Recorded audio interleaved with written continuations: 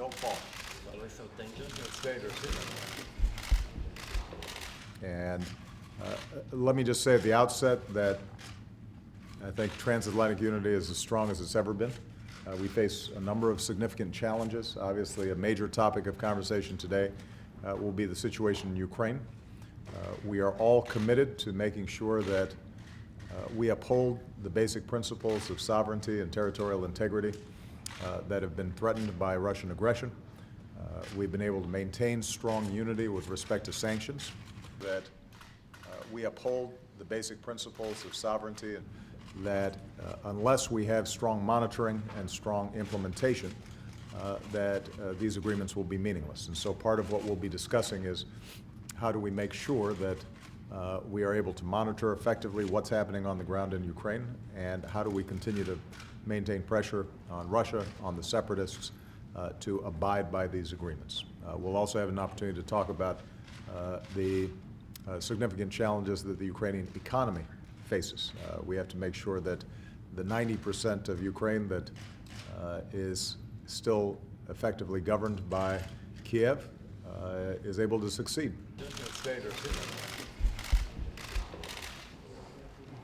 We'll have an opportunity to talk about some of the security challenges that we face both beyond Ukraine, including the situation in Libya, the situation in Iraq, the need for us to be unified in our fight against ISIL, but also to work effectively to prevent foreign fighters from getting to Syria, as well as foreign fighters leaving Syria, coming back to Europe and the United States, and potentially endangering our fellow citizens. So, thank you. Thank you. Thank you.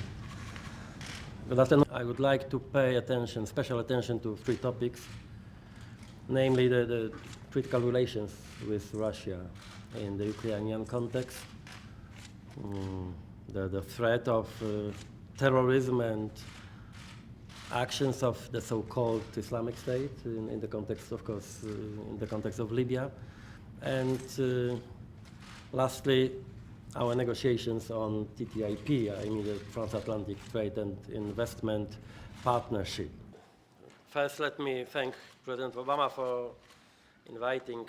Although these are three different, very different challenges, they have a common denominator, I think. It's a need,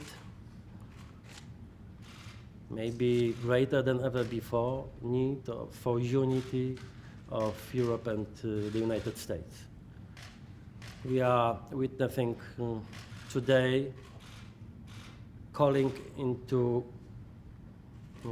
question, even attacking of our fundamental values, like freedom, liberal democracy, prosperity, and for sure geopolitical order.